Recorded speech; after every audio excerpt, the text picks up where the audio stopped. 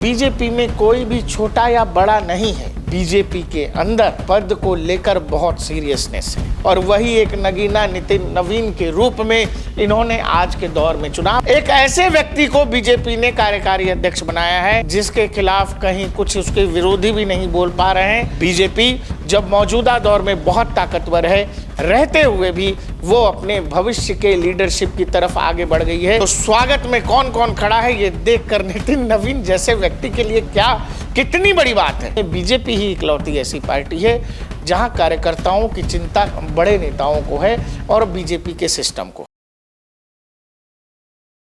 दर्शकों नमस्कार, मैं हूं प्रकाश ललित और आप देख रहे हैं डीएनपी इंडिया। दर्शकों, ये जो तस्वीर हमारे पीछे लगी है ये तस्वीर किस समय की है आप कुछ अंदाजा लगा सकते हैं? और आखिर ये तमाम नेता यूं हाथ पे हाथ रखे इंतजार किसका कर रहे हैं? दरअसल ये तस्वीर उस दिन की है जिस दिन बीजेपी ने अपना नया कार्यकारी अध्यक्ष चुना। इंडिगो की फ्लाइट लेट हो गई, पटना से दिल्ली आना था और फ्लाइट लेट होने के बावजूद देश के गृह मंत्री आपको दिखाई दे रहे हैं, धर्मेंद्र प्रधान दिखाई दे रहे हैं, बीजेपी अध्यक्ष मौजूदा जेपी नड्डा दिखाई दे रहे हैं, दिल्ली के मुख्यमंत्री और तमाम बड़े नेता बीजेपी दफ्तर के बाहर यूं हाथ पर हाथ रखे जानते हैं किनका इंतजार कर रहे हैं? नितिन नवीन, नए कार्यकारी अध्यक्ष का वो तमाम नेता जिनसे उम्र में, कद में, पद में, नाम में नितिन नवीन छोटे हैं, बावजूद इसके चूंकि वो भाजपा के नए कार्यकारी अध्यक्ष हैं तो ये तमाम लोग पार्टी के कार्यकर्ता के रूप में पार्टी दफ्तर के बाहर ऐसे हाथ जोड़े खड़े हैं। अब ये बात आपको केवल इसी पॉलिटिकल पार्टी में दिख सकती है, ये केवल मैं नहीं कह रहा हूं, जो दिख रहा है वो मैं बता रहा हूं। और तब जब बीजेपी कहती है पार्टी विद डिफरेंस, वहां बीजेपी के विरोधी भी इनकी तारीफ करने से नहीं चूकते हैं। क्यों? क्योंकि जब अमित शाह, नरेंद्र मोदी, जेपी नड्डा, राजनाथ सिंह, नितिन गडकरी जैसे सरीखे नेताओं के ऊपर पार्टी का नेतृत्व किसी 5 बार के विधायक के हाथ में दे दिया जाता है, तब बीजेपी ये कहती है पार्टी विद डिफरेंस, तो लोगों के भी समझ आता है, आम लोगों के भी समझ आता है। नितिन नवीन बीजेपी के 5 बार के विधायक, बिहार सरकार में मंत्री, पटना में अलग अलग कार्यक्रमों में घूम रहे थे। अचानक उनको फोन जाता है कि भाई साहब घर पहुंचिए। तमाम कार्यक्रमों को रद्द किया जाता है, वो घर जाते हैं। तब उनको इस बात की सूचना दी जाती है कि आप बीजेपी के नए कार्यकारी अध्यक्ष हैं, आपको दिल्ली बुलाया गया। और जब दिल्ली आते हैं तो स्वागत में कौन कौन खड़ा है ये देखकर नितिन नवीन जैसे व्यक्ति के लिए कितनी बड़ी बात है कि एक व्यक्ति जो पार्टी का काम एक राज्य में कर रहा है, विधायक के रूप में, मंत्री के रूप में और संगठन का काम भी देख रहा है, उस व्यक्ति के लिए ये कितनी बड़ी बात है कि वो उस पॉलिटिकल पार्टी को लीड करने जा रहा है जहां नरेंद्र मोदी प्रधानमंत्री, गृह मंत्री अमित शाह जैसे, नितिन गडकरी जैसे मंत्री और नेता, तमाम चीज़ों को लेकर जब आप देखेंगे तो आपको ये समझ में आएगा कि क्यों नितिन नवीन और बीजेपी के इस फैसले के खिलाफ विरोधी भी नहीं कुछ बोल पा रहे। एक ऐसे व्यक्ति को बीजेपी ने कार्यकारी अध्यक्ष बनाया है जिसके खिलाफ कहीं कुछ उसके विरोधी भी नहीं बोल पा रहे हैं, न निकाल पा रहे हैं। हर व्यक्ति यही बोल रहा है कि नितिन नवीन बेहद सौम्य किस्म के, मधुर किस्म के व्यक्ति हैं, बहुत अच्छे व्यक्ति हैं, बढ़िया व्यक्ति हैं। ये तस्वीरें जो आपको दिखाई दे रही हैं ये बीजेपी दफ्तर की हैं। तमाम कार्यकर्ताओं के बीच आप समझिए ना कि इतनी बड़ी पार्टी में जब रैंडम किसी एक व्यक्ति को फोन चला जाता है कि आप पार्टी अध्यक्ष हो रहे हैं, आइए, मन में किस तरह की भावना होगी, दिमाग क्या कह रहा होगा, दिमाग और दिल के बीच कितना संतुलन रखने की जरूरत है। क्यों? क्योंकि सामने जो लोग खड़े हैं वो आपसे अनुभव में, करियर में, सब चीज में बड़े हैं, लेकिन चूंकि आपको एक पद दिया गया है तो वो आपका सम्मान करेंगे, आपके माल्यार्पण करेंगे, फूलों की बारिश होगी, कुर्सी पर बिठाया जाएगा। इस सब के बीच आपको खुद को सामान्य रखना है। क्यों? क्योंकि इतने नीचे से उठकर आना, वो भी सत्ता के शीर्ष तक आना, किसी पॉलिटिकल पार्टी, वो भी बीजेपी जैसी पार्टी की शीर्ष तक आना एक बहुत बड़ी बात है।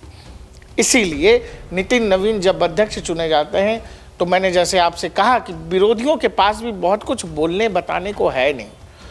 जो लोग लाइन में कौन लगे हैं, पार्टी का पट्टा गले में कौन डाल रहा है? देश के गृह मंत्री अमित शाह।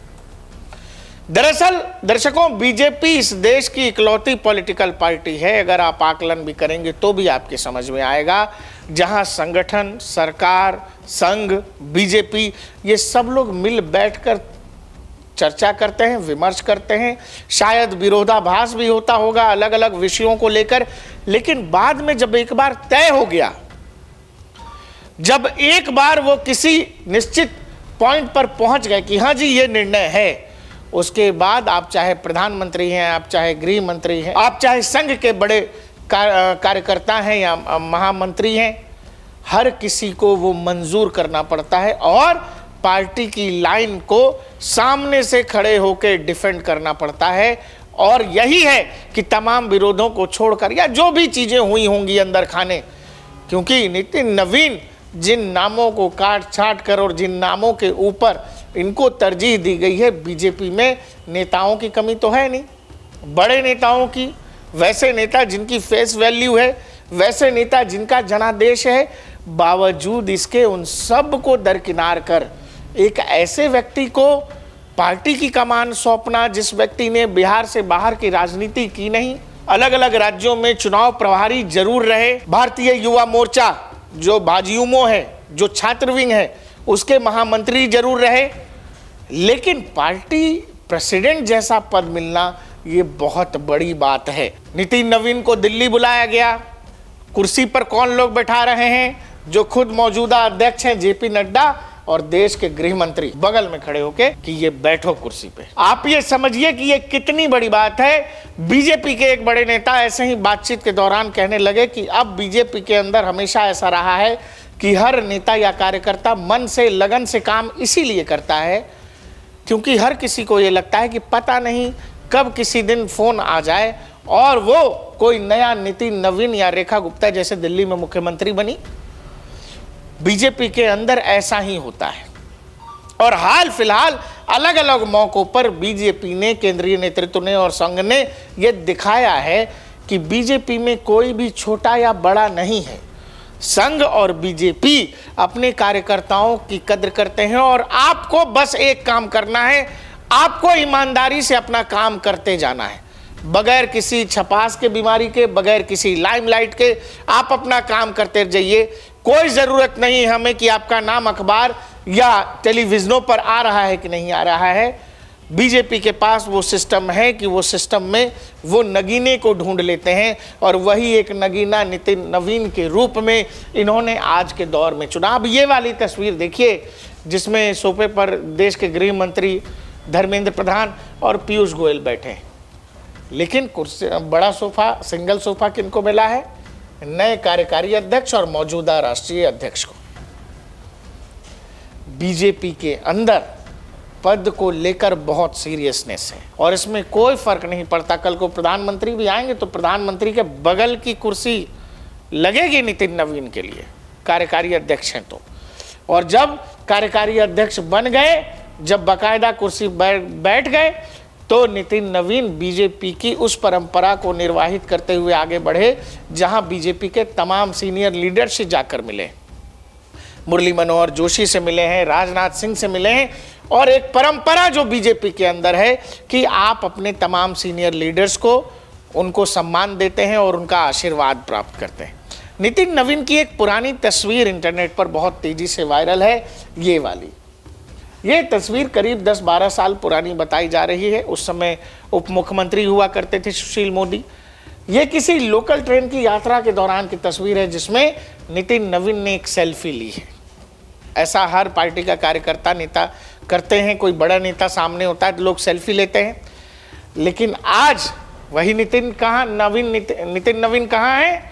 तो वो पार्टी के कार्यकारी अध्यक्ष हैं और उनके वेट में, इंतजार में तमाम बीजेपी के बड़े नेता खड़े रहे। इंटरनेट पर वो तस्वीरें भी वायरल हैं जो नरेंद्र मोदी की पुरानी तस्वीरें हैं और आज के दौर में नरेंद्र मोदी क्या है। कहने का मतलब ये है कि बहुत सारे लोग ये कह रहे हैं कि देश में पॉलिटिकल सिस्टम में बीजेपी ही इकलौती ऐसी पार्टी है जहां कार्यकर्ताओं की चिंता बड़े नेताओं को है और बीजेपी के सिस्टम को है। जहां कौन बड़ा और कौन छोटा होगा वो किसी नाम पद मतलब इस सब से कोई लेना देना नहीं है। आप किसी भी क्षेत्र में पार्टी के लिए कार्यकर्ता के रूप में जब अपना काम ईमानदारी से करते हो तो पार्टी देर सवेर आपको उसका फल जरूर देती है। यही बात बार बार इंटरनेट पे कहा जा। नितिन नवीन का बीजेपी का कार्यकारी अध्यक्ष चुना जाना बहुत सारे लोगों को चौंकाने वाला लगता है, लेकिन अगर आप बीजेपी की कार्यशैली देखें और पिछले 10, 12, 15 सालों में मौजूदा सरकार का काम करने का तरीका, बीजेपी के काम करने का तरीका देखें तो आपको ये चौंकाता बिल्कुल भी नहीं है। यही तरीका है बीजेपी के काम करने का, जहां हर काम में सरप्राइजिंग एलिमेंट है। दूसरा, बीजेपी के ट्विटर हैंडल से एक ट्वीट किया गया जिसमें यह कहा गया, ये वाली तस्वीर बाकायदा साझा की गई।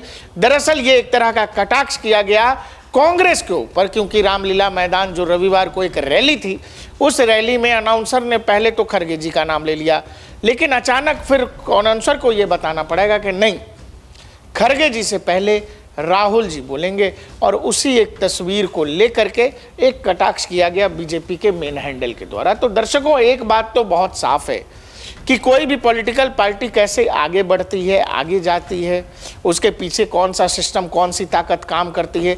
अगर आप बीजेपी के मौजूदा काम करने के तरीकों को और पुराने समय से 10, 12, 15 साल पुराने समय से भी देखें तो एक जो तरीका है उनका, वो तरीका बदलता नहीं है।